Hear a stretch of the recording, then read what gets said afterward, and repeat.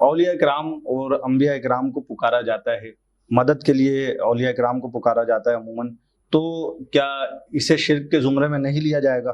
तो और बाज़ लोग इस पर फिर ये बात करते हैं कि जो बुतों को पुकारा जाता है और जो दूसरे मज़ाहिब के लोग अपने बुतों को जो है ना पूजते हैं और फिर अहले हक जो है वो औलिया इकराम से इस्तिआनत करते हैं, तो क्या ये तौहीद और शिर्क में तसादुम नहीं हो रहा इस हवाले से? देखिए, पहले इस चीज़ को मैंने जैसे जिक्र किया ना कि शिर्क का मतलब ये है कि हम अल्लाह तबारक व तआला के अलावा किसी को इबादत का मुस्तहिक समझें।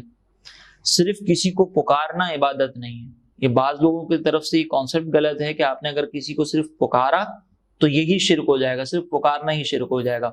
लफ्ज़ दुआ का कुरान मजीद में इस्तेमाल किया गया है कि तुम अल्लाह ताला के अलावा जब दूसरों को पुकारते हो तो वो तो मक्खी बच्चर भी नहीं बना सकते। अगर हम इस लफ्ज़ दुआ का सिंपल मतलब देखें तो वो है पुकारना, कि अल्लाह के अलावा किसी को भी पुकारना, मदद के लिए पुकारना या कुछ भी। अब यहाँ पर आप देखें कि अगर हम लुग़वी माना के अंदर देखें ना तो उसमें कोई तफसील नहीं है कि आप किस जिहत से पुकार रहे हैं, किस एतबार से पुकार रहे हैं। लुग़त के अंदर, डिक्शनरी के अंदर सिर्फ पुकारने को ही पुकारना ही मुराद है, इसमें कोई मजीद कंडीशंस नहीं है। लेकिन अल्लाह तबारक व तआला ने इस पुकारने को शिर्क करार दिया है कि ये पुकारना शिर्क है। अब जाहिर सी बात है कि मैं अगर आपको पुकार रहा हूँ, मैं आपको निदा दे रहा हूँ, तो ये पुकारना लुग़वी एतबार से दुआई कहलाएगा कि मैं आपको पुकार रहा हूँ, ठीक है ना। लेकिन शरई एतबार से ये शिर्क नहीं है। सही। अब क्या इसके अंदर कंडीशंस हैं, तो यकीनी सी बात है कि हमें ये देखना पड़ेगा कि वो जिस चीज को अल्लाह तबारक व तआला ने शिर्क करार दिया है, जिनके अमल को अल्लाह ताला ने शिर्क करार दिया है, वो क्या सोच रखते थे।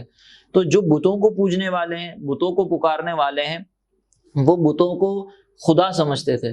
अल्लाह तबारक व तआला ने इरशाद फरमाया ला तदउ मअल्लाहि इलाहन आखर, कि अल्लाह ताला के अलावा किसी और को बतौर इलाह मत पुकारो, किसी इलाह को ना पुकारो। और वो इलाह कौन होता है, उसकी वजाहत अभी जैसे हमने जिक्र की कि अगर इलाह अल्लाह के अलावा कोई और होता तो जमीन और आसमान तबाह हो जाते। यानी इलाह वो होती है, वो जात होती है जिसके पास इतने इख्तियारात हों कि जो कायनात के निज़ाम को चला सके, उसको हम, उस जात को हम इलाह कहते हैं। तो अल्लाह ताला ने फरमाया कि किसी को इलाह समझकर मत पुकारो, किसी को अल्लाह ताला के साथ इलाह मत समझो।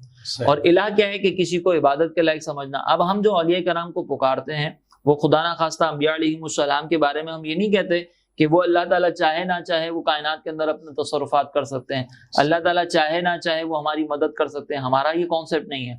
हम उनके इख्तियारात को अल्लाह ताला की कुदरत के ताबे मानते हैं। लिहाजा जब हमने उनके इख्तियारात को अल्लाह ताला की कुदरत के ताबे मान लिया, तो अब ये वो पुकारना नहीं होगा कि जो शिर्क के ज़ुम्रे में दाखिल होगा। लिहाजा बुतों को पुकारने में वहाँ पे इबादत की जा रही है, वहाँ पे खुदा समझा जा रहा है, और यहाँ पे खुदा नहीं समझा जा रहा। तो मोहतरम नाज़रीन, यहाँ गुफ्तगू जारी है तौहीद के उन्वान पर, और इसी उन्वान को लेकर आगे गुफ्तगू करेंगे। यहाँ हम एक वक्फा लेंगे, हमारे साथ रहिए।